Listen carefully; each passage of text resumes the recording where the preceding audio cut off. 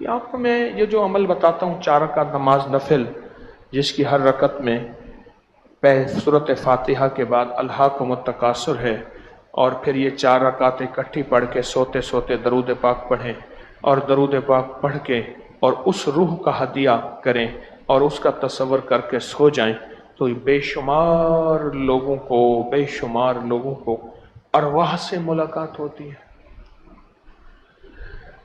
لیکن ہمارا مزاج جلدی کا ہے۔ سب سے پہلے میرے حضرت رحمت اللہ علیہ نے عمل مجھے بتایا اور کچھ کتابوں کے حوالے دیے۔ اب تو بہت ساری کتابوں کے حوالے مجھے مل گئے کہ جس میں یہ عمل موجود ہے۔ حضرت شیخ العزیز کی فضائل درود شریف میں یہ عمل موجود ہے، آخری باب کے آخری واقعات میں، اور بھی کچھ کتابوں میں۔ اچھا، میں نے یہ عمل کرنا شروع کیا، مجھ پہ کوئی چیز نہ ہو، جس کو بتاؤں اس کو نظر آ جائے۔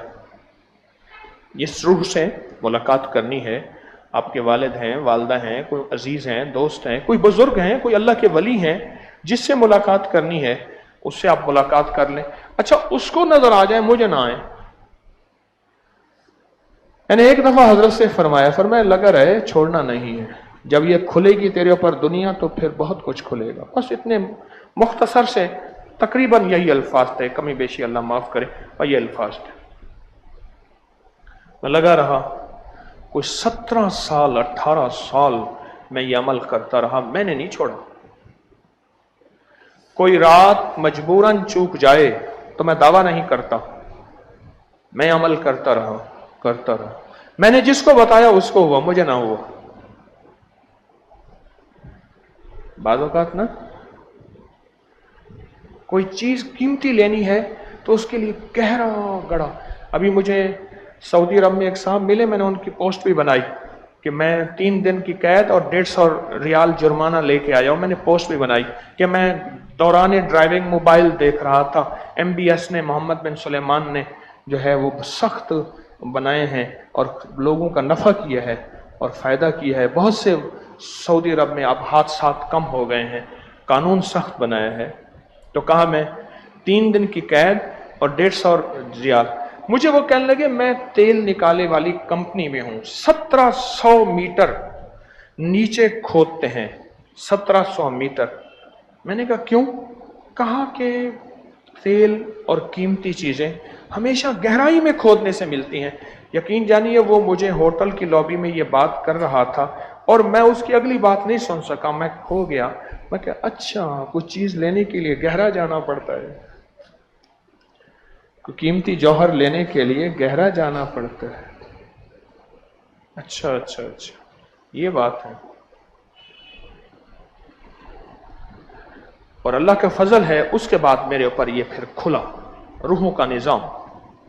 مجھے تو بہت سے عملیات روحیں بتاتی ہیں، ارواح سے لیتا ہوں، بہت سے وظائف ارواح سے لیتا ہوں، بہت سی ترتیبیں میں انہی سے لیتا ہوں۔ میں تو بہت سے واقعات بتا رہا ہوں، ہوتے اپنے، میں کہہ رہا ہوں کہ کوئی آدمی ایسا تھا، لوگوں کے برتن چھوٹے ہیں، بھانڈے چھوٹے ہیں، ظرف چھوٹے ہیں، سمجھتے ہیں شاید اپنی مشہوریاں کر رہا ہے۔ دیکھو، یہ ہمارے بڑوں کا عمل ہے، ہماری مستند کتابوں کا عمل ہے جو میں آپ کی خدمت میں عرض کر رہا ہوں۔ یہ حاضرات یہی تو ہے، روحوں کو حاضر۔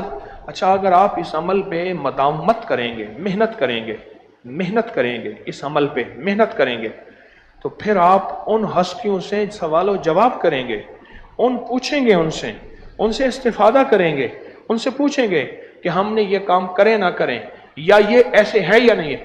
کتنے بڑے اکابر کے بارے میں ہے کہ بخاری شریف، مسلم شریف، ترمذی شریف یا حدیث کی کوئی روایت یا کتاب، اگر ان کو کوئی غلط فہمی ہوتی، اسی ہستی سے رات کو خود پوچھ لیتے تھے۔ کوئی واقعات ہیں،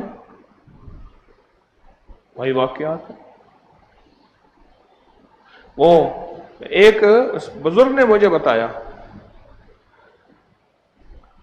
حاجی رفیق صاحب تھے، لکتے کے ذمہ دار تھے، کہنے لگے میں بیمار ہو گیا، میرا بھائی ہومیوپیتھک ڈاکٹر تھا، میں نے خواب میں ان سے ملاقات کی، میں نے کہا بھائی جان مجھے تھوک سے خون آتی ہے، کہنے لگا فلاں ہومیوپیتھک کی دوا ہے، یہ خوراک کھا لے۔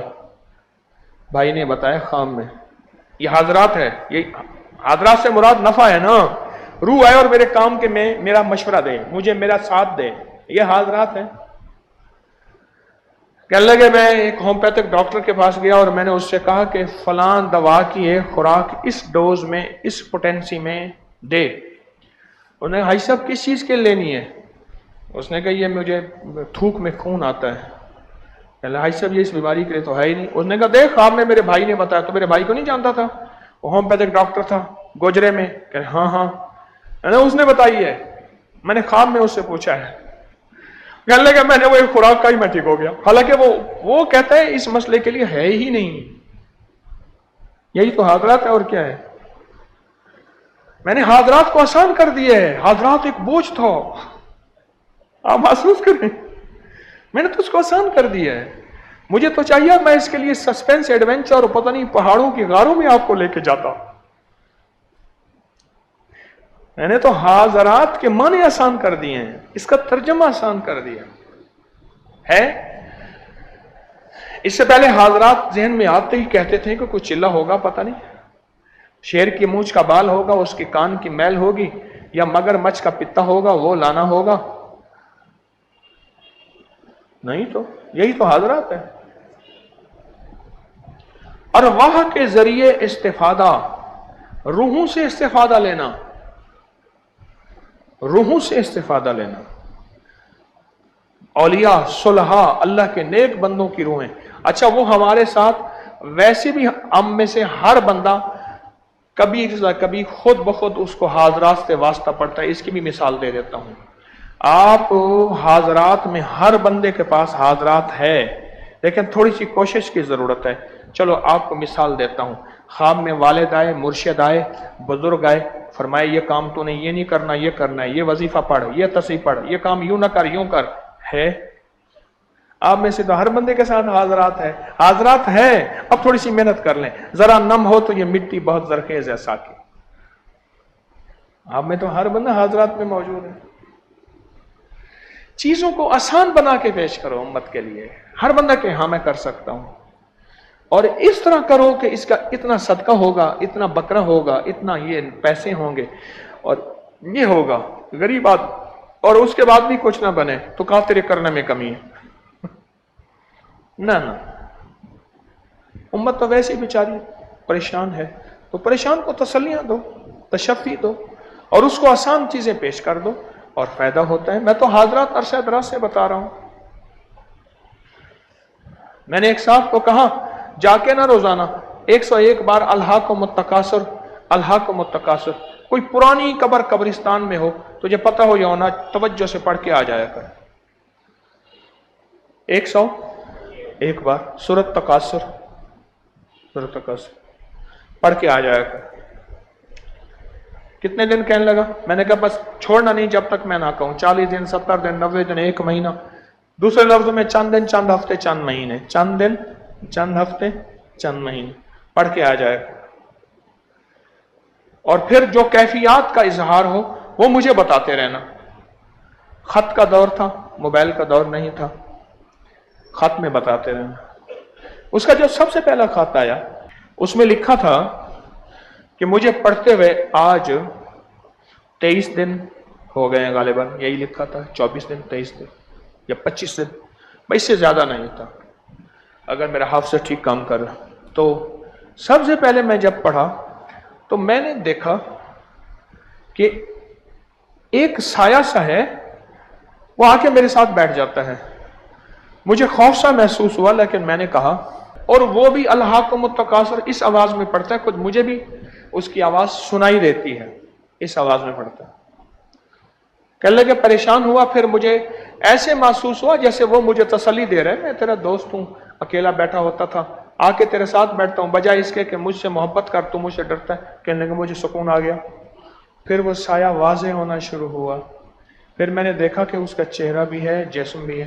پھر واضح ہوا لباس بھی ہے. پھر واضح ہوا خد و خال بھی ہیں. پھر واضح ہوا نقش نین بھی ہیں. واضح ہوتا گیا، واضح ہوتا گیا. 40 دن میں اس چہرہ واضح ہوا. میں یوں بیٹھ کے پڑھتا تھا، یوں بیٹھ کے پڑھتا تھا، اور وہ بندہ آ کے ساتھ بیٹھ جاتا تھا اور مجھے بڑی خوشی ہوتی تھی. میرا یار آ گیا، میرا ساتھی آ گیا. ایک دن میں نے اس سے پوچھا، پھر میں نے کہا اس سے جرات کروں، گفتگو تو کروں. میں اس سے گفتگو کرنے لگ گیا. میں کہا آپ کون ہیں؟ کہہ رہے جس کے پاس آ کے بیٹھا ہے. میں نے کہا میں تو کوئی پرانی قبر بیٹھا ہوں. میں کہ میں وہی ہوں. آپ کا نام؟ میرا نام یہ ہے. آپ کون تھے، کیا کرتے تھے؟ اس نے سارا سلسلہ بتایا. میں یہ تھا، اس طرح تھا، اس طرح تھا، اس طرح تھا. اور اتنی صدیاں ہو گئی مجھے اس دنیا سے گئے ہوئے، اور میری قبر کے نشان مٹ گئے، کسی نے بنا دی. میری قبر کے اوپر کسی اور کی قبر ہے، اس کے اوپر کسی اور کی قبر ہے، اس کے اوپر کسی اور کی قبر ہے. لیکن چونکہ میں نیک روح تھی، تجھے نیک روح کی طلب تھی، تو میں باہر آئی ہوں، باقی نہیں باہر آ سکے. اور کہا اس کے بعد میں نے کہا کہ آپ سے دوستی لگانی ہو تو کیا کروں؟ کہا آیا کر 3 دفعہ لاکم التکاثر پڑھا کر، بس پھر ہماری باتیں ہو جائیں گی. بس اب 3 دفعہ پڑھا کر صرف. تو کہنے لگا میں جاتا ہوں، 3 دفعہ پڑھتا ہوں، ارواح سے میری ملاقات ہوتی ہے، روحوں سے ملاقات ہوتی ہے. لوگوں کو اپنی یوٹیوب چینل ہر وقت سبسکرائب کرائیں. آپ دوسروں کے لیے صدقہ جاریہ بنیں گے، اللہ پہلے آپ کی مصیبت ٹالے گا.